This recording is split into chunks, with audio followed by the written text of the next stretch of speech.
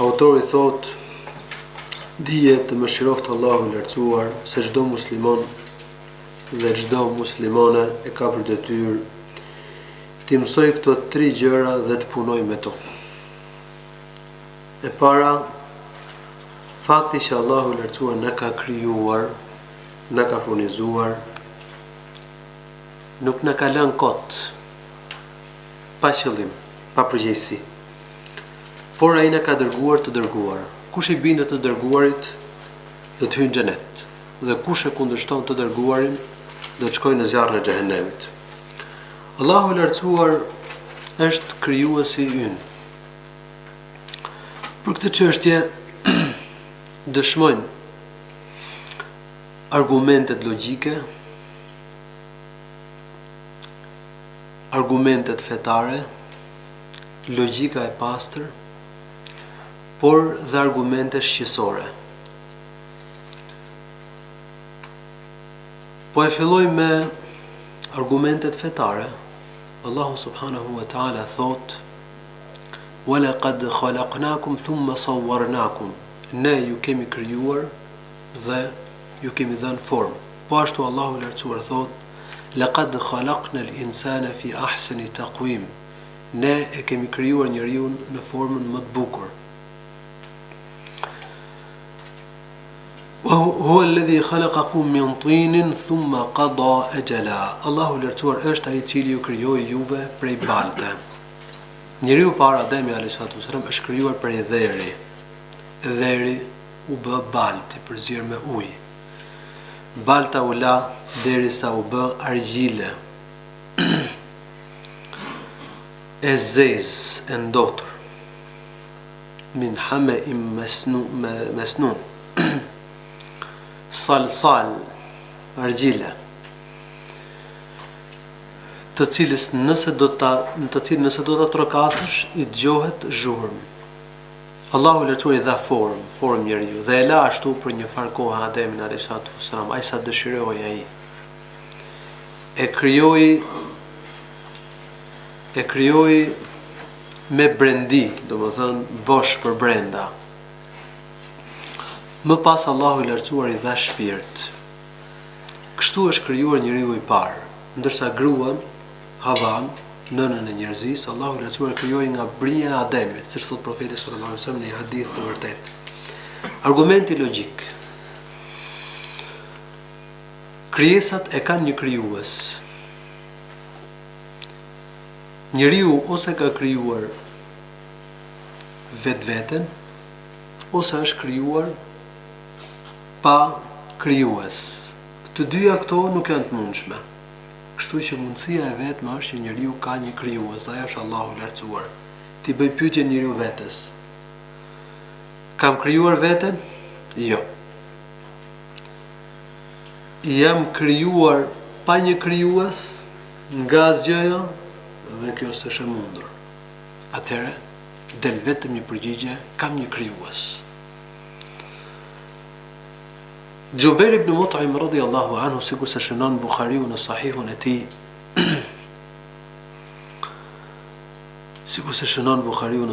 e tij, dëgjon profetin sallallahu alaihi wasallam të lexonte Kur'an në namazin e sabahut në Mekë. Ishte viti i shërimit të Mekës. Profeti fillon në surën Tur dhe duke lexuar arrin ke ajeti i Kur'anit, am khuliqu min ghairi shay'in am humul khaliqun am khalaqu as-samawati wal arda bal la yuqinun. A janë krijuar ata nga asgjëja, domethënë pa krijues, apo ata kanë krijuar vetveten? Apo ata kanë krijuar qiellin dhe tokën, por ata nuk binden. Thot Jubairi, ky është argumenti logjik i prerë, i qartë dhe i pa diskutueshëm që sjell Kur'ani. Thot Jubairi radhiyallahu an, thot kur dëgjova këto ajete të Kur'anit, gati zemra po më fluturonte nga besimi. Argumenti i fitrës, i natyrës. Allahu i lartësuar ne ka krijuar me natyrë të pastër për ta njohur si Zot vetëm dhe për ta adhuruar atë. Njeriu lind me prirjet natyrshme për të njohur një Zot dhe për ta adhuruar atë të vetëm. Çdo njeri e ka të ngulitur në karakter, në prirjet vetjake besimin e Zotit. Edhe ata që mohojnë në ekzistencën e Allahut, këtë gjë e kanë nga kokëforcia. Domethënë për brenda e ndjen që ka Zot dhe e din që ka një Zot, por e mohojnë me kokëforci. Ndaj me ateistët nuk duhet lodhemi shumë. Sjellim argumentin logjik, argumentet fetare, i paralajmërojmë nga dënimi i Allahut, se duket sikur ai nuk beson, por faktikisht në brendi e ndjen. Në vetvete e di diçka të tillë. Prandaj Allahu çfarë thotë, nga që është çështje e qartë besimi i Zotit, është e njohur, nuk s'ka nevojë më u thellu shumë. E fillahi shakkun fatiris samawati wal ard, a ka dyshim ke ekzistenca e Zotit, krijuesi i qiejve dhe i tokës? Domethënë Allahu lartësuar drejtohet njerëzve sepse e kanë të ngulitur në zemër, dhe s'ka dyshim kjo gjë. Dhe profetët kur janë përballur me kundërshtarët e tyre, në këtë mënyrë kanë folur atyre. E fillahi shakkun, a ka dyshim ke ekzistenca e Allahut të lartësuar? Çdo njeri e ndjen vetvete se s'ka dyshim në ekzistencën e Allahut të lartësuar. Kullu mauludin yuladu ala al-fitra fa abawahu yuhawidanihi aw yunassiranihi aw yumajjisanihi. Abu Huraira ka treguar se profeti sallallahu alaihi wasallam ka thënë çdo foshnjë lind në fitra, por pastaj prindërit e tij e bëjnë çifut, krishterë ose mexhusi. Domethënë fëmia lind me prirje të pastër për të njohur një Zot dhe për të adhuruar vetëm. Dhe sikur të lihej fëmia pa ndërhyrje, pa i thonë kush beso dhe apo mos beso, kishte me deklaru besimin në një Zot dhe për të adhuruar atë. Por prindrit në shumicën e rasteve ose ambienti, shkolla, bëjnë që njeriu të devijojë nga rruga e drejtë, bëhet krishter, bëhet ateist, bëhet xifut, mexhusi e kështu me radhë.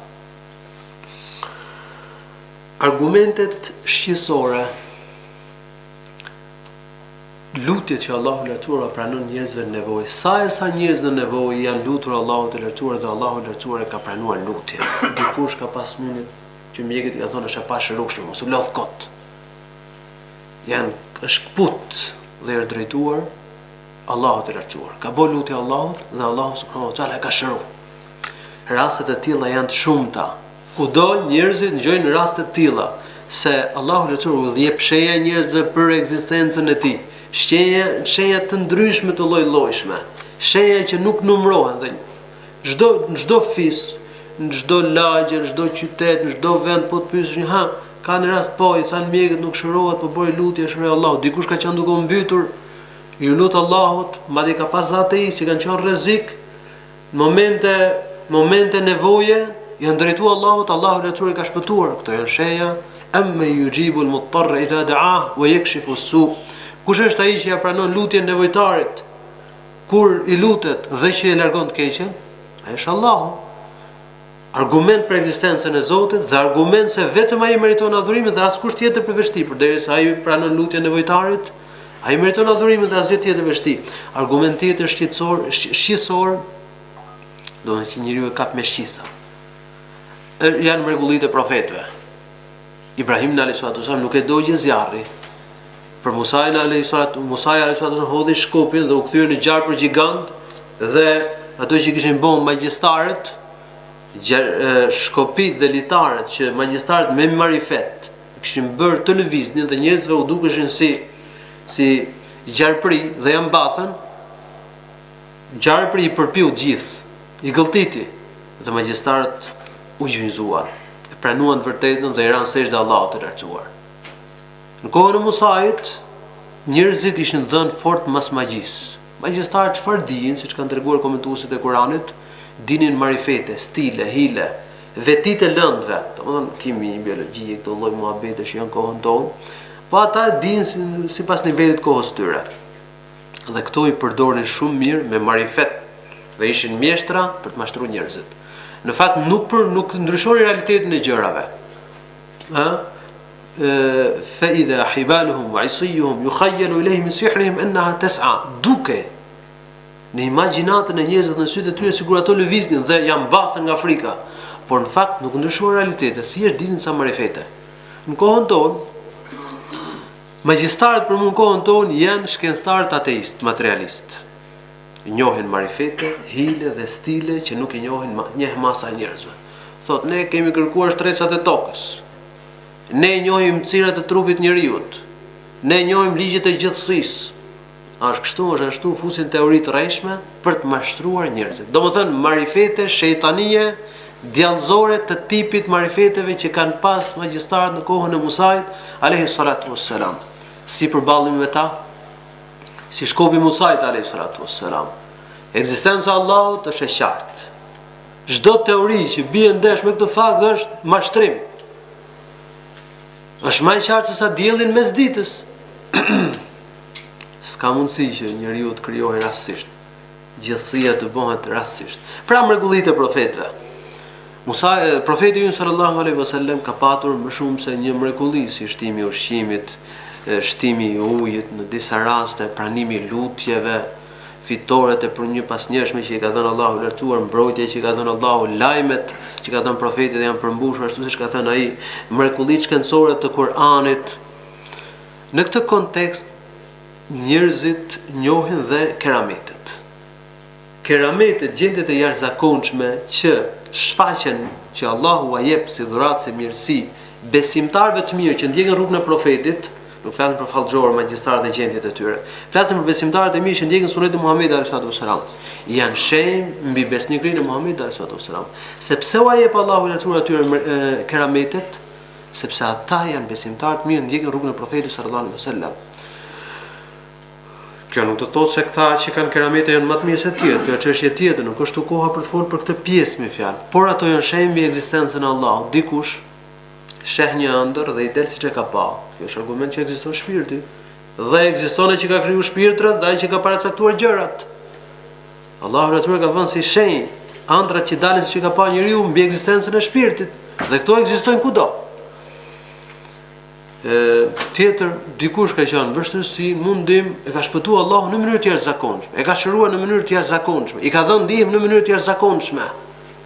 Këto janë shenja mbi ekzistencën e Allahut subhanahu wa taala. Wa razaqana, Allahu na ka krijuar dhe na ka furnizuar. Allahu lartësuar thot në Kur'an, "Qul man yarzuqukum min as-samawati wal ardi." Thuaj kush ju furnizon juve nga qiejtë dhe toka? Ai është vetëm Allahu subhanahu wa taala. Argument suneti që furnizuesi ju është Allahu i lartësuar. Profeti sallallahu alaihi wasallam ka përmendur se kur foshnja i mbush 4 muaj në barkun e nënës, dërgohet melekut dhe i shkruan 4 gjëra. Wa yu'maru bi katbi 4 kalimatin. Rizqihi wa ajalihi wa rizqi wa amali wa shaqiyyun aw sa'id. I shkruhet ajali, afati i jetës, mjetet e jetesës, rizku, punët që ka për të bën dhe fati, nëse do të jetë fatlum ose fatzi. Të gjitha këto gjëra i shkruhen njeriu kur është në barkun e nënës. Argumenti logjik, njerëzit kanë nevojë për ushqim dhe për pije, për mjete jetese, dhe këto gjëra u siguron Zoti. Këto gjëra u jep Allahu subhanahu wa taala. Allahu lartësuar thot në Kur'an: "Afara'aytum ma tahruthun, a antum tazra'unahu am nahnu az-zari'un?" لو نشاء جعلناه حطاما فظلتم تفكهون إنا لمغرمون. Më tregoni për bimët që ju i mbillni. A ju i mbini ato në tokë? A ju bëni që të mbinë fara? Apo ne bëjmë që të mbinë dhe të dalin bimët? Sikur dëshironim ne, thot Allahu, ne do t'i bëjmë copë, do t'i dërmonim. Edhe ju do të habiteshit, edhe kishit për të thënë, ne jemi të dështuar, të humbur dhe të dënuar. Madje përkundrazi, ne jemi të privuar nga rizku. Afara'aytumul ma'a alladhi tashrabun, më tregoni për ujin të cilin ju e pini. A antum anzaltumuhu min al-muzni am nahnu al-munzilun? A ju e keni zbritur rreshtet e shiut nga ret apo ne i kemi zbritur ato? Allahu i lartësuar nga reti zbret rreshtet e shiut dhe mbushen lumet, mbushen liçenet e kështu me radhë dhe gjejnë njerëzit burimin e pijes, të ujit, burimet e ujit. Law nasha'u ja'alnahu ujaja falawla tashkurun. Po të dëshironim ne, thot Allahu i lartësuar, ujrat do t'i bënim të papishme, të kripura. Atëre, a nuk falenderoni? E fara'aytumun nara allati turun, më tregoni për zjarrin që ju e ndizni, lëndët drusore, të cilat njerëzit i përdorin për zjarr. A antum ansha'tum shajarataha am nahnu al-munshi'un? A ju e keni krijuar pemën e cila ndizet zjarr? Apo ne e kemi krijuar ato? Nahnu ja'alnaha tadhkiratan wa mata'an lil muqwin. Ne kemi bërë zjarrin, thot Allahu i lartësuar, si përkujtim për zjarrin e xhehenemit. Dhe gjithashtu si mjet për udhëtarët, për musafirët, ka nevojë që të ngrohen e kështu me radhë, dhe Allahu i lartësuar ka thënë drut, lëndët drusore që t'i ndezin dhe të ngrohen. Walam yatrukna hamala. Allahu i lartësuar nuk na ka lënë pa kuptim, pa qëllim, por na ka krijuar me kuptim dhe me qëllim. Allahu i lartësuar thot në Kur'an: "E fa hasibtum annama khalaqnakum abatha wa annakum ilayna la turja'un." A menduat ju se ne ju kemi krijuar kot dhe se ju tek ne nuk do të ktheheni? E yahsabu al-insanu an yutraka suda. A mendon njeriu se do të lihet kot, pa qëllim, të mos urdhërohet, mos ndalohet, mos ketë përgjegjësi? S'ka mundësi. Nuk është e mundur që Allahu i lartësuar, i cili është i urtë dhe çdo gjë në vendin e vet, të ketë krijuar njeriu kot. Njeriu që pranon se ka Zot, por nuk pranon urtësinë e krijimit, thot, nuk kërkon gjë Zoti prej meje. S'diun se Zoti kërkon diçka prej meje. Domethënë, me fjalë tjera, domethënë që s'dutja di për Zot. Ne i bëjmë pyetjen: Zoti është i urtë apo jo? Zoti i krijon gjërat me qëllim apo kot? Nëse do të thotë që i krijon kot, ky nuk beson Zot, është kokfort. E nëse thotë që Zoti është i urtë dhe çdo gjë e vën vendin e vet, dhe kjo është përshtatje madhëri i Zotit, i themi, kush është urtësia e krijimit të njeriu? Do detyrohet që me pranuar atë që ka thënë Kur'ani dhe Suneti. Kjo është përgjigjja që ju japim indiferentëve. Tjetër i themi, një njeri që mahet për i urtë dhe i mençur, kur bën një mjet, prodhon një aparat, një makineri, e bën me kuptim apo kot? Nëse njeriu i mençur do bënte një punë kot, do ishte i kritikueshëm apo i lavdrueshëm? Do thotë i kritikueshëm, i sharë. Po atëherë Zoti i gjithësisë, si ka mundësi që njeriu në krijesën më të bukur ta ketë bë kot? Kjo nuk është e mundur. Pra ai i cili thotë se njeriu, ekzistenca e njeriu s'ka kuptim dhe njeriu është krijuar pa qëllim, mendon keq për Zotin. Nuk e njeh lavdinë e Zotit, nuk e njeh urtësinë e tij, se njeh madhështinë e tij.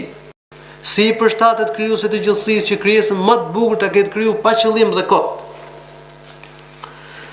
Allahu përkundërzi, thot autori, s'na ka krijuar Allahu kot, por na ka krijuar me qëllim, na ka dërguar profet. Allahu i lartësuar na ka marrë besën për ta adhuruar vetëm. E para. E dyta, na ka krijuar me natyrën për ta pranuar si Zot dhe për ta adhuruar vetëm, fitra. Dhe fitra është rrjedhimi i asaj besës që i kemi dhënë Allahut që kur na ka nxjerrë nga shpina e Ademit. Dhe e treta, Zoti i Madh na ka dërguar dhe profet. Kush i bindet profetit hyn në xhenet. Kush kundërshton profetin shkon në zjarrin e xhehenemit. Ka treguar Abdullah ibn Abbas radhiyallahu anhu se Allahu i lartësuar i nxori pasardhësit e Ademit nga shpina e Ademit në një lugin që quhet Naaman në afërsi të Arafatit. Dhe kërkoi prej tyre të dëshmonin ndaj vetvetes, duke u thënë: "Elestu bi rabbikum?" A nuk jam unë Zoti juaj? Thanë: "Po si jo." "Dëshmojmë që ti je Zoti jon." Thanë: "Po, dëshmojmë që ti je Zoti jon." Tha Allahu i lartësuar: "U nxora nga shpina e Ademit dhe u vura të dëshmoni, ta pohoni këtë gjë që të mos thoni ditën e gjykimit ne se kemi ditë këto. Apo të mos thoni që ne kemi gjetë baballarët tanë në një rrugë dhe kemi ndjekur rrugën, ata kanë qenë shirq dhe ne si imitues të tyre kemi ndjekur rrugën e tyre, atëherë si po na dënon për shkak të fajit të atyre që sajuan besimin e kot të shirkut të idhujtarisë, e fetuhlikuna bima fa'ala al-mubtilun." Enes ibn Malik radhiyallahu anhu ka treguar se profeti sallallahu alaihi wasallam ka thënë: Allahu i lartësuar ka me i thonë njeriu që do të ketë dënim më të lehtë zjarr në xhehenemin ditën e gjykimit. Ka do i thotë Allahu i lartësuar: "O biri i Ademit, sikur të kishe gjithçka në tokë, a kishe më dhënë për të shpëtuar nga dënimi i Allahut i lartësuar?" do thot po. Allahu do t'i thot gënjeve, kam kërkuar për te diçka më të lehtë se kjo. Të mora besën kur ishe në shpinën e Ademit. Mos më bëje shok asgjë, më adhurojt vetëm pa më bë shok, por ti nuk pranove dhe më bëre shok. Dietarët që kanë shpjeguar këto argumente kanë përmendur, komentuesit e Kuranit, shpjeguesit e haditheve kanë përmendur se Allahu i lartësuar i nxori pasardhësit e Ademit nga shpina e Ademit në botën e atëhershme. Në të vegjël sa milingonat, por në formë njeriu, secili kishte atë formë që do të kishte më pas kur të lindte nga nana. Allahu subhanahu wa taala u dha aftësinë për të folur dhe për të kuptuar. Edhe pastaj u mori besën. A nuk jam unë Zoti juaj? Thanë, po si jo, ne dëshmojmë. Allahu i dha secilit një rezatim, shkëlqim drite. Kjo është ajo e fitra që do të kishim më pas. E para pra kemi dhënë besën Allahut, e dytë na ka krijuar me fitrë që ta adhurojmë vetëm, dhe e treta Allahu na ka dërguar profet. Allahu është i mëshirshëm, megjithëse kemi dhënë besën atij dhe na ka krijuar me natyrën që ta adhurojmë vetëm, përsëri ai nuk e dënon njeriu pa i çu profet. Kur vjen profeti, nëse njeriu që ka devijuar e bindet profetit, hyn në xhenet. E nëse ai kundërshton profetin, ai shkon në zjarrin e xhehenemit, Allahu na ruaj prej tij. Para dërgimit profetit, pra nëse njeriu nuk i ka arritur mesazhin hyjnor dhe vdes në shirk, atë Allahu i lartësuar e vën në provë ditën e gjykimit. Flasim për ata të cilët nuk kanë pranuar Islamin. Nëse njerëzit që kanë pranuar Islamin e kanë besimin e përgjithshëm, po bin në punë shirku nga padituria dhe nuk u ka arritur argumenti, nuk është thënë që kjo punë është shirk dhe ka vdekur në atë gjendje, këta njerëz quhen musliman dhe justifikohen nga padituria, po kjo është çështje tjetër. Pra Allahu e ka dërguar profet, kush i bindet profetit shkon në xhenet, kush e kundërshton atë, shkon në zjarrin e xhehenemit. Allahu i lartësuar thot në Kur'an: "Wa man yuti'i Allaha wa rasulahu yudkhilhu jannatin tajri min tahtiha al-anharu khalidina fiha wa dhalika al-fawzu al-'azim." Kush i bindet Allahut dhe të dërguarit të tij, Allahu lartësuar e çon në xhenete në të cilët rrjedhin lumej, ku ka për të qëndruar për gjithmonë. Wa man ya'si Allaha wa rasulahu wa yata'adda hududahu, kush e kundërshton Allahun dhe dërguarin e tij, dhe i tejkalon kufit e caktuar nga Allahu i lartësuar e çon në zjarrin e xhehenemit, ku ka për të qëndruar për gjithmonë. Ai do të ketë dënim poshtrues. Profeti sallallahu alaihi wasallam ka thënë në hadith të saktë: "Kullu ummati yadkhuluna al-jannata illa man aba." Të gjithë njerëzit e ummetit tim do të hyjnë në xhenet përveç atyre që nuk duan. Qalu wa man ya'ba ya Rasulullah? Qala man ata'ani dakhala al-janna wa man 'asani faqad aba. Profeti sallallahu alaihi wasallam tha: kush më bindet mua do të hyjë në xhenet, e kush më kundërshton mua, ai ka refuzuar që me hyjë në xhenet.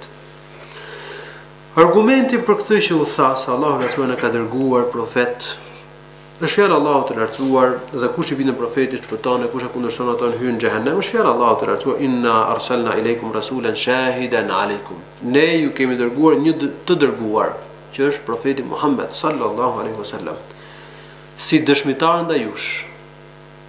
Profeti sallallahu alaihi wasallam është dëshmitar ndaj xhinëve dhe njerëzve për punët e tyre në ditën e gjykimit. Wa kadhalika ja'alnakum ummatan wasata litakunu shuhada 'ala an-nas wa yakuna ar-rasulu 'alaykum shahida. Kështu ne thot Allahu i lartësuar, ju bëm ju një popull i drejtë dhe i zgjedhur. Populli më i mirë, ummeti më i mirë, që ju të jeni dëshmitar ndaj njerëzve, dëshmojmë për profetin që e kanë përcjell mesazhet dhe dëshmojmë ndaj popujve të profetëve në ditën e gjykimit. وَلِيَكُونَ الرَّسُولُ عَلَيْكُمْ شَهِيدًا, dhe që i dërguari të jetë si dëshmitar ndaj jush. Pra profeti Muhammed alayhi sallam në ditën e gjykimit ka me dëshmuar ndaj punëve të njerëzve dhe të xhinëve. Kema arsalna ila fir'auna rasula, pastaj thot Allahu lartësuar, ne ju dërguam pra ju profet, ashtu sikur se i dërguam dhe Firaunit profet. Profeti që Allahu lartësuar dërgoi tek Firauni është Musa alayhi salatu wassalam. Musa shkon me mesazh nga Allahu tek Firauni: besoj një Zot dhe lere të lirë benu Israilit. Ky ishte mesazhi. Por kush e qëndrimi Firaunit? Fa asa Firauna ar-rasula fa akhadhnahu akhdhan wabila. Thot Allahu i lartësuar, Firauni e kundërshtoi të dërguarin.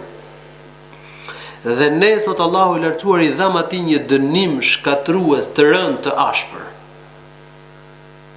Këtu Allahu na tërheq vëmendjen.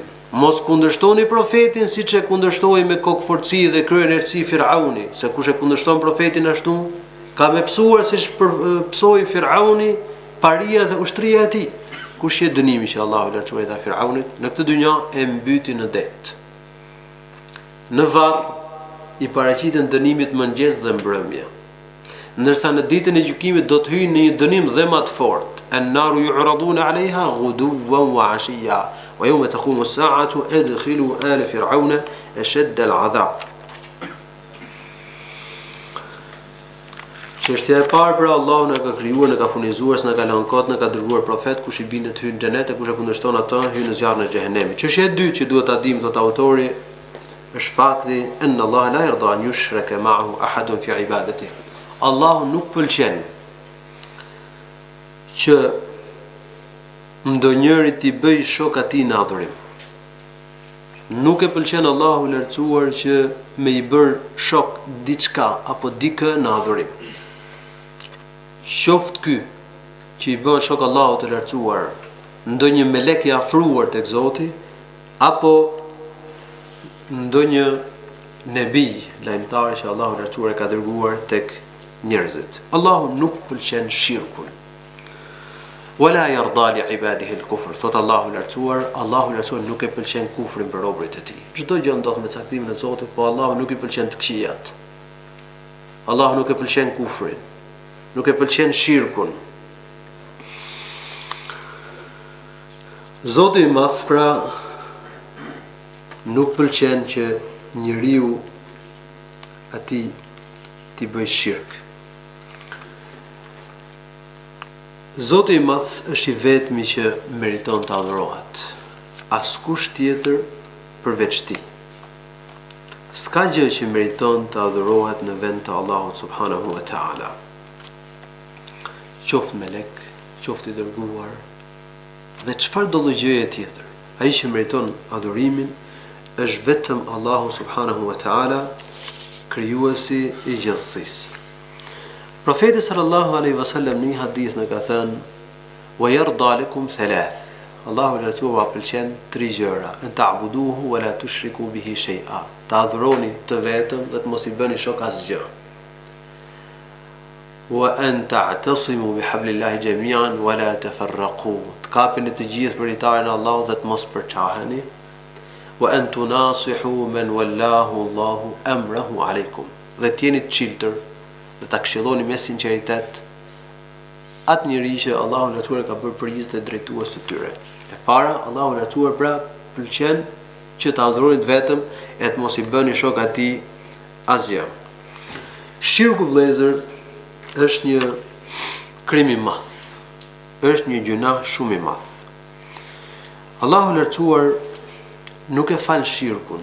Ai fal gjunahet e tjera veç shirkun, ndërsa shirkun Allahu lartësuar nuk e fal. Inna Allaha la yaghfiru an yushraka bih. Allahu lartësuar nuk fal me i bërë shok atij. Ndërsa gjunahet e tjera nën shirkun ja fal kujt të dojë. Profeti sallallahu alaihi wasallam ka thënë në hadith të saktë: "Men laqi Allah la yushriku bihi shay'an dakhala al-janna." Kush takohet me Allahun ditën e gjykimit pa i bërë shok, gjon hyn në xhenet. E kush takohet me Allahun lartësuar ditën e gjykimit, ndërkohë që i ka bërë shirk, me shirk ai hyn në zjarrin e xhehenemit. Allahu subhanahu wa ta'ala thot në Kur'an: "Wa anna al-masajida lillahi fala tad'u ma'a Allahi ahada." Xhamit janë për Allahun.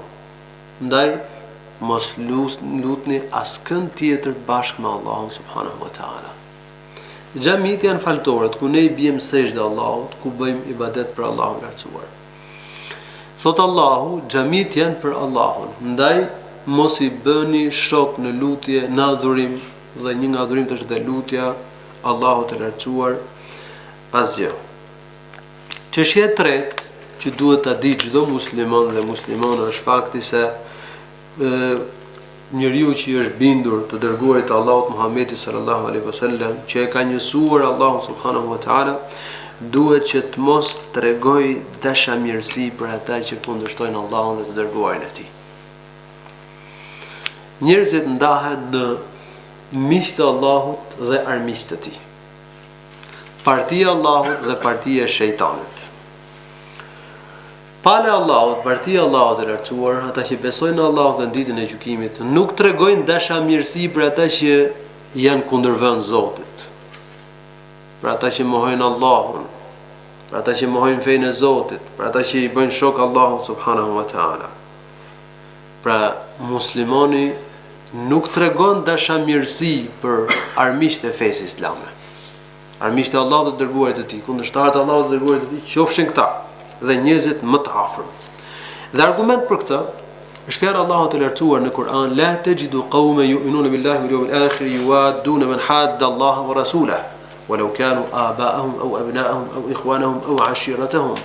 Thot Allahu i lartësuar, nuk ke përgjetur njerëz të cilët besojnë në Allahun dhe në ditën e gjykimit, në ditën e fundit, të tregojnë dashamirësi për ata që i kundërvihen Allahut dhe dërguarit e tij. Kundërshtojnë Allahun dhe dërguarit e tij, kundërvihen Allahut dhe dërguarit e tij, tregojnë armiqsi ndaj Allahut dhe dërguarit e tij. S'ke përgjetur njerëz të tillë, thot. Qofshin këta dhe prindërit e tyre, bijtë e tyre, vëllezërit e tyre apo farefisi e tyre. Nëse njeriu është kundërshtar i Allahut, i kundërvihet Allahut dhe është me palën e shejtanit, jo me palën e Rahmanit, duhet mos tregojmë dashamirësi për ta, qoftë edhe i afërmi jonë. Kështu thot Allahu i lartësuar, nuk ka besimtar të mirë dhe të plot që tregon dashamirësi për ta. Këta njerëz që kanë wala për besimtarët dhe bara, do tregojnë dashuri dhe për besimtarët dhe dashamirësi për besimtarët dhe miqësohen me besimtarët nga njëra anë dhe nga ana tjetër distancohen. Tregojnë urrejtje kundrejt armiqve të Allahut dhe të dërguarit të tij të fesë islame. Njerëz janë tillë, pra Allahu i lartësuar ka forcuar besimin në zemrat e tyre dhe i ndihmon me fitore nga ana e tij, me Kur'anin, me argumentet, me dritë nga ana e tij. Dhe Allahu i lartësuar ka për t'i futur këta njerëz në xhenete, në për cilët rrjedhin lumej, ku do të qëndrojnë përgjithmonë. Radiyallahu anhum wa radu an. Allahu është i kënaqur me ta dhe ata do të jenë të kënaqur me ta. Këta janë partia e Allahut, Hizbullah, partia, grupi, pala e Allahut. Siç e thash, ka partitë e Allahut, grup të Allahut, ka edhe partitë të shejtanit. Ulaika Hizbullah, ala inna hizballahi humul muflihun. Me të vërtetë partia e Allahut do të dalin fitimtar. Ata do të jenë shpëtimtar. Por çfarë gjykimi ka miqësimi me qafirat? Rasti kur njeriu tregon dashamirësi ndaj jo muslimanëve, ndaj qafirave. Në fakt, Allahu i lartësuar thot në këtë ajet Kur'an, nuk do gjesh njerëz që besojnë ke Allahu dhe ke dita e gjykimit, domethënë që kanë besimin e detyrueshëm. El iman el wajib, besimin e plot të detyrueshëm. Pra s'ka mundësi që njëri të ketë besim plot dhe detyrueshëm dhe tregojnë dashamirësi ndaj qafirave. Po a ka mundësi që njëri të ketë një farë besime dhe megjithatë të tregoj një farë dashamirësi ndaj qafirave? Ka mundësi. Por ky musliman është gjunahçar, e ka besimin të mangët. Atëherë, për ta sqaruar më qartë dhe më mirë këtë çështje, nëse një njeri tregon një farë dashamirësie për kafirat, kundërshtarët e Allahut dhe dërguarit të tij, duke pëlqyer fenë e tyre, ai është kafir. E nëse njeriu tregon një farë dashamirësie për qafirat, ose bën një farë bashkëpunimi me qafirat kundër muslimanëve dhe interesave të muslimanëve, për interesa dynjoje, për shembull për të rritur postin, për të fituar një farë pasurie, se i japin diçka për dynjos, e ndërkohë e ka besimin si musliman ke Allahu, ke dita e gjykimit, nuk i bën shok Allahut të lartësuar, se pëlqen fenë e tyre, ky njeri është besimtar i dobët, është gjunahçar i madh, por nuk është kafir. Ku është argumenti për këtë? Muhamedi sallallahu alaihi wasallam, sikur se shënon Buhariu në Sahihun e tij nga Ali ibn Abi Talib radhiyallahu anhu, ka dërguar Aliun dhe Miqdadin të gjinin një grua tek një kopësht, një Rawdatu al-Khakh. Në fakt profeti sallallahu alaihi wasallam kishte ndërmend me shku me ushtrim me çliru Mekën. Por nuk donte që Mekasit mirrin vesh lajmin se profeti kishte lëvizur drejt tyre. Dhe përmendur për librat e sirës se profeti sallallahu alaihi wasallam ka thënë Allahumma khudhil uyuna wal akhbar. O Allah, mos lejo që Kurajshëve t'u arrijë lajmi. Mirë, po njëri nga shokët e profetit që kishte marrë pjesë në luftën e Bedrit, që quhej Hatib ibn Abi Balta'a radhiyallahu anhu, nga që ishte i ardhur në Mekë, nuk ishte vendas, nuk ishte fis në Mekë, kishte të afërmit e tij në Mekë familje, njerëz të familjes, por nuk ishte fis për ta mbrojtur, se atje ishte sistem fisnor. Dhe nisur nga dëshira për të mbrojtur të afërmit e tij dhe për të mbrojtur pasurinë e tij, i çon letër disave prej dhujtarëve, domethënë kokave të Mekës, që profeti po bëhet gati me u luftu. Kështu thot hadithin Sahih Buharit. Allahu lartësuar ja dërgon lajmin profetit, domethënë profeti e merr vesh nga qielli lajmin. Dhe dërgon Aliun dhe Miqdatin, hadithin Sahih Buharit. Thotë shkoni në Rawdatul Khakh, është një vend, edhe do gjeni atje një udhëtare, një grua, ka një letër, merrni letrën dhe sillni këtu. Shkojnë ata. E gjetën në Rawdatul Khakh. Shkuan me kal, me shpejtësi. Edhe i thanë nxjerrë letrën. Tha s'kam letër me vete. I thanë do të nxjerrësh letrën ose kemi të zhvesh rrobat edhe se profeti nuk ka gënjur dhe ne s'po gënjejmë. Atëherë ajo detyrua dhe nxori letrën nga gërshetat. E morën letrën e çon nga profeti sallallahu alajhi wasallam, lexohet letra. Në letër nga Hatib ibn Abi Balta'a, kështu shkruaj për disa udhëtar të Mekës, edhe i tregonte se çfarë kishte vendosur profeti sallallahu alajhi wasallam me bën. Profeti e thiri Hatibin, kishte marrë pjesë në luftën e Bedrit. Thot profeti sallallahu alaihi wasallam, "Ma hamalaka ala hadha ya Hatib?" Kjo pyetje është me rëndësi vëllezër. Ç'të shtyri ta bëje këtë veprim? Kjo tregon se ka shkoqitje. Po ti ishte qafir dhe veprimi ti ishte kufër pa shkoqitje, s'kishe me pyet profeti. Po profeti e pyeti, çka do thotë se veprimi në këtë rast ka shkoqitje. Dhe kur një musliman, njëri që ka besim në përgjithësim si musliman, shfaq islamin, tregon një farë dashamirësie për qafirat, apo bashkëpunon në një farë mënyre me qafirat kundër interesave të muslimanëve, duhet me bë pyetje për çfarë ka bën apo direkt me bë qafir, me bë pyetje. Kjo rrugë e profetit sallallahu alaihi wasallam. Tha i dërguar i Zotit, tha këtë punë tha unë nuk e kam bën se pëlqej fenë e tyre, si dalje nga Islami, por tha muhaxhirët kanë fisin e tyre në Mekë dhe u mbrojnë të afërmit, ndërsa unë jam njëri i ardhur në Mekë. Dhe desha me u bë një nder, një të mirë, që ata të ma kujtonin dhe të mbronin të afërmit e mi. Profeti tha të vërtetën nuk ka thënë Hatibi. Prandaj mos thoni vetë fjalë të mira, por Omeri radhiyallahu anhu tha i dërguar Allahut, ky njeri ka tradhtuar Allahun dhe dërguarin e tij. Ky njeri ka bë veprim nifaq, do të thënë është bë munafik.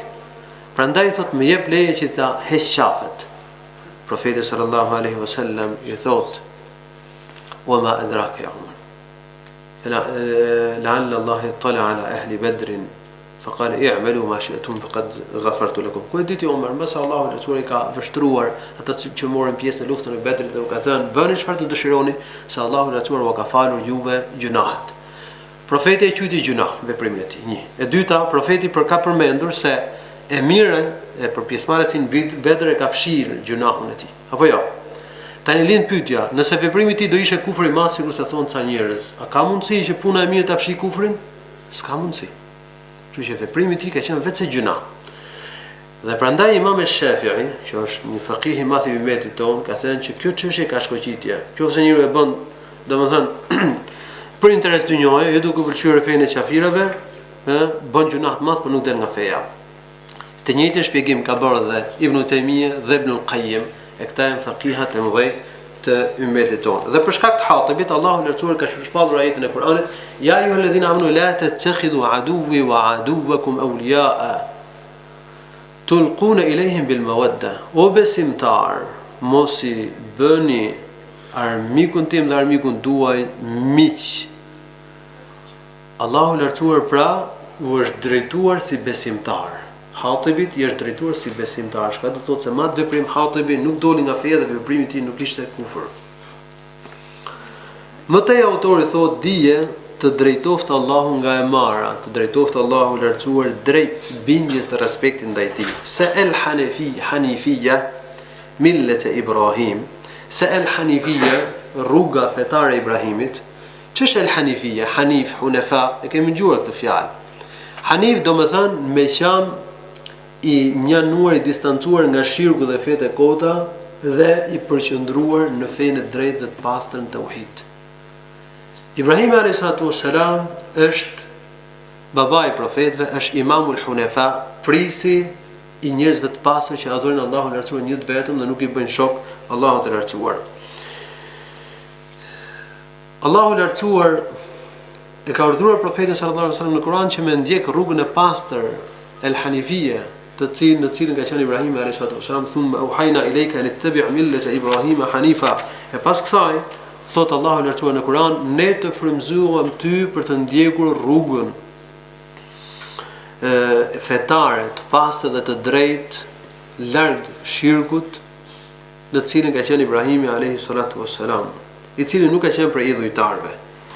Pra feja e pastër dhe e drejtë e Ibrahimit alayhi salatu wassalam, el hanifia, është të adhurosh Allahun mukhlisan lahu din, duke e bërë adhurimin vetëm për Allahun dhe për askën tjetër veçti. Të adhurosh Allahun. Ç'është adhurimi? Adhurimi do të thotë ti nështrohesh Allahut me dashuri e madhërim,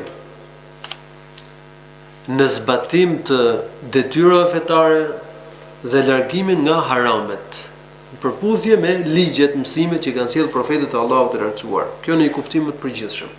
Dhe Ibn Taymija, Allahu më shëroft, thotë, adhurimi është një term, një fjalë, një term që përfshin të gjitha fjalët dhe veprat që i do dhe i pëlqen Allahu i lartësuar.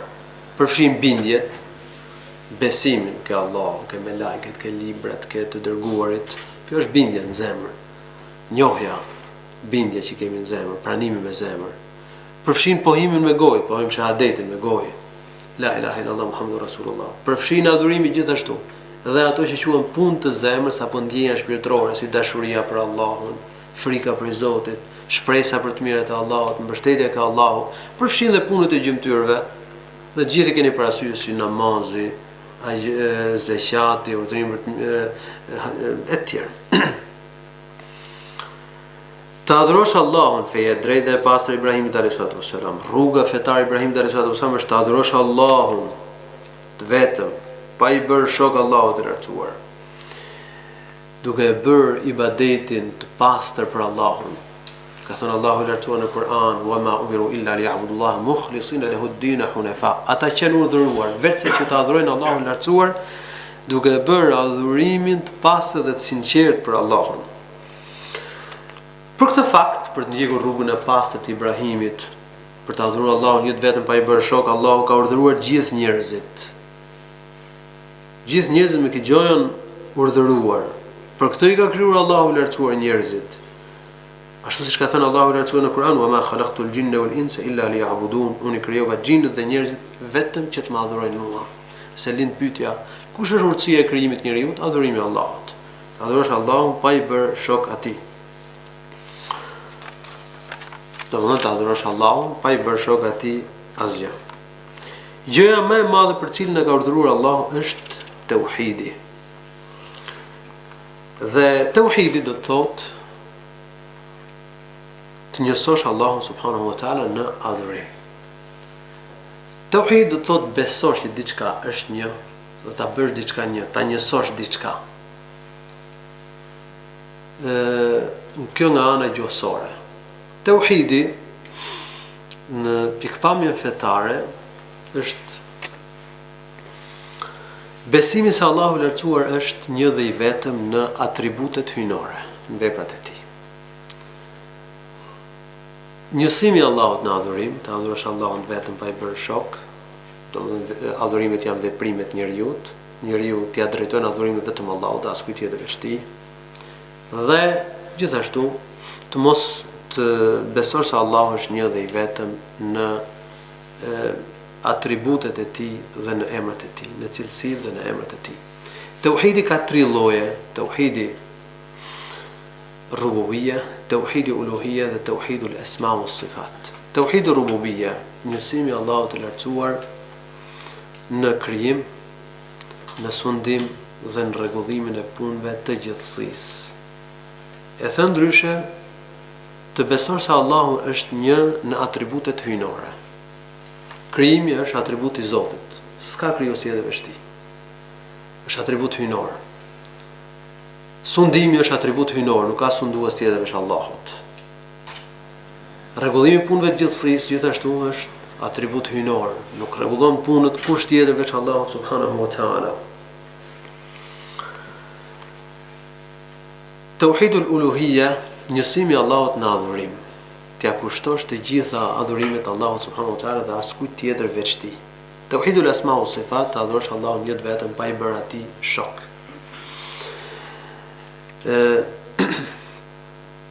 Autori këtu ka thënë se tauhidi është njësimi i Allahut të lartësuar në adhurim. Pse ka përfshirë të gjithë tauhidin ke njësimi i Allahut në adhurim dhe si ka përmend të treja llojet?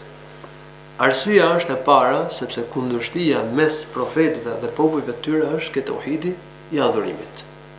Popujt e kanë pranuar që ka një Zot dhe i kanë pranuar atributet hyjnore. Kush na ka krijuar Zoti? Kush na furnizon Allahu? Kush e sundon gjithësinë Allahu? Kush e rregullon punën e gjithësisë Allahu? Kush meriton adhurimin? Ktu ka kundërshti. Ca thonë që meriton Allahu, ca thonë që mund të adhurohet të tjerë veç Allahut subhanahu wa taala. Ndaj autori ka përmendur këtë. E dyta, arsyeja e dytë pse autori përmend vetëm tauhidul uluhiyya është se tauhidi uluhiyya i përmban dhe dy llojet e tjera të tauhidit. Ai që njëson Allahun në adhurim e ka pranuar që Zoti është një i vetëm.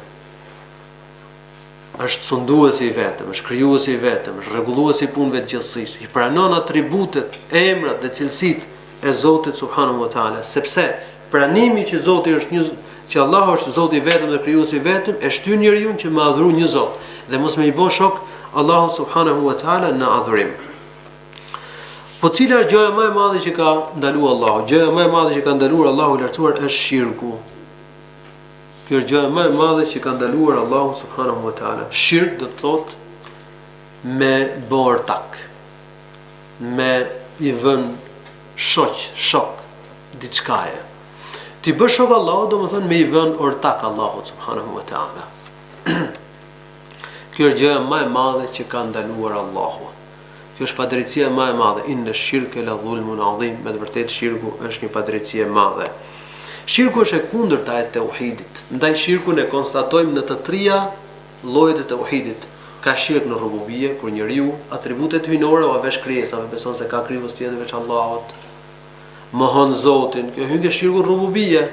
Beson se Zoti është i shkrirë krijesat, siç besojnë panteistët, për shembull, krishterët besojnë se Zoti është i mishëruar me Isai, apo Isai është manifestimi i Zotit. E kështu me radhë. Shirku në uluhiyya, me adhuru diçka tjetër veç Allahut, me i bë shok Allahut të lartësuar në adhurim. Shirku në al-asma wa sifat, kur njeriu beson se ka të barabartë me Allahun subhanahu wa taala në atributet, në cilësitë, në emrat e tij. Kur njeriu emrat e Zotit u vë idhujve, këto janë devijime në emrat e bukur të Allahut subhanahu wa taala. E përgjithshme është se shirku do të thotë që njeriu të barazoj krijesën me krijuesin, të krahasoj krijuesin me krijesat ose të krahasoj krijesat me krijuesin. Prandaj Allahu i lartësuar ka thënë në Kur'an se banorët e zjarrit të xhehenemit kanë thonë, do të thonë idh nusawwikum bi rabbil alamin. Me të vërtetë ne kemi qenë në humbje të qartë se ne ju kemi bën juve të barabartë, ju kemi barazuar me Zotin e gjithësisë. Shirku në një aspekt tjetër ndahet në dy lloje, shirku i madh dhe shirku i vogël. Shirku i madh do të marr parasysh se të nxjerr apo nuk të nxjerr nga feja, shirku ndahet në i madh dhe i vogël. Shirku i madh nxjerr robën nga feja, ndërsa shirku i vogël nuk e nxjerr njeriu nga feja.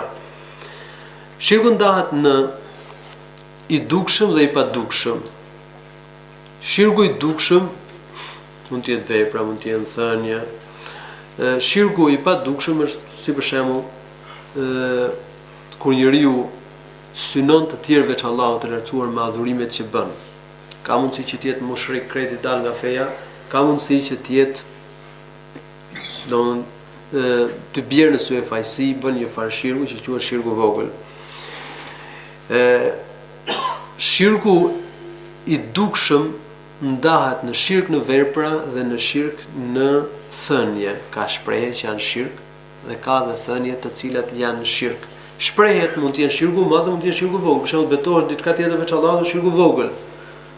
Ndërsa kur njeriu lutet dikujt tjetër veç Allahut, është shirku i madh. Dhe shirku në vepra mund të jetë, ka vepra që janë shirku i vogël dhe ka vepra të cilat janë shirku i madh.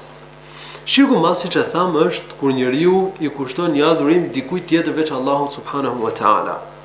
Llojet e shirkut të madh. Dietarët kanë thënë që ka shirk në lutje, me ju lut dikujt tjetër veç Allahut, shirku në ligjvënie, kur njeriu beson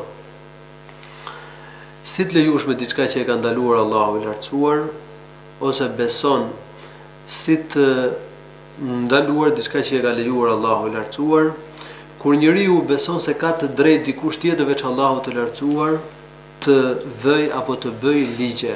Ky është shirku i madh që e nxjerr nga feja. Ndërsa në rastet e tjera kur njeriu besimin kundrejt ligjeve e ka të saktë, mirë po kundërshton Allahun subhanahu wa taala në aktet e qeverisjes, në vendimmarrje, vendime gjyqësore, vendime administrative kështu me radhë, quhet gjunah i madh, kufri i vogël, po jo kufri që e nxjerr nga feja, siç vjen nga Abdullah ibn Abbas dhe të tjerë. Shirku në dashuri, lloji i tretë. Shirku në bindje, lloji i katërt, po këto çështje kanë nevojë për shkoqitje dhe inshallah taala do sqarohen më pas. Autori ka thënë, gjëja më e madhe që ka ndaluar Allahu lartësuar është shirku, wa huwa da'watu ghayri. Ai do të thotë që ti lutesh dikujt tjetër veç Allahut të lartësuar. Këtu autori ka përmendur shirkun në adhurim, lutjen e tjetër kujt veç Allahut të lartësuar, dhe nuk i ka përmendur llojet e tjera të shirkut. Kjo është më e rrezikshme, kjo është më e përhapura, ndaj autori ka veçuar, por kjo nuk do të thotë se nuk ka forma dhe raste të tjera shirku, të cilat janë shirku i madh. Shirku ka rrezikshmëri shumë të madhe. Shirku i madh, po përmendim pasojat tashme të shirkut të madh me pak fjalë. E para, kush bën shirk të madh del nga feja. E dyta, kush vdes në shirk të madh ka përqen gjithmonë në zjarrin e xhehenemit. E treta, kush vdes në shirk të madh, paraqitet me shirk të madh para Allahut të lartësuar, Allahu nuk e fal kurrë gjunahun. Gjithmonë do të jetë në zjarrin e xhehenemit, Allahu na ruaj prej tij. E katërta, kush vdes në shirk të madh, Allahu subhanahu wa taala i azison gjitha punët e mira që ka bën.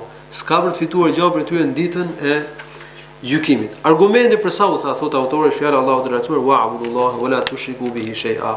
Adhuroni Allahun dhe mos i bëni atij shok asgjë. Ky ajet flet për të drejtën e Zotit. Ky është ajeti i 10 të drejtave në surën Nisa. Allahu i lartësuar ka përmendur 10 drejta, të drejtën ndaj Allahut, të drejtën ndaj prindërve kështu me radhë. Dhe drejta kryesore është e drejta ndaj Zotit, që është adhurim vetëm pa i bërë shok. Allahu i lartësuar ka filluar drejtat pra me drejtën më të madhe dhe më të rëndësishme që është me adhuru Allahun. Adhuroni Allahun dhe mos i bëni shok atij asgjë. Ka përmendur me adhuru Zotin dhe mos me i bërë shok. Çka do të thotë se nuk realizohet adhurimi i Allahut pa mohimin e shirkut dhe pa largimin nga shirku. Kush adhuron Zotin, po nuk mohon shirkun, nuk e dënon shirkun, ai nuk është musliman, nuk është njësues i Allahut të lartësuar, duhet me i pranu të dyja, me i bë dhe me pranu të dyja, me adhuru Zotin dhe me mohu shirkun dhe me u larguar nga shirku. Dhe në fakt, la ilaha illallah përmban mohim dhe pohim. Të mohosh adhurimin e tjerëve veç Allahut dhe ta pohosh e ta bësh adhurimin vetëm për Allahun subhanahu wa taala. Elus Allahun t'i bëj dobishme këto që dëgjuam. Këtu po e mbyll mësimin, do të vazhdojmë inshallah taala me pjesën tjetër të mbetur librit në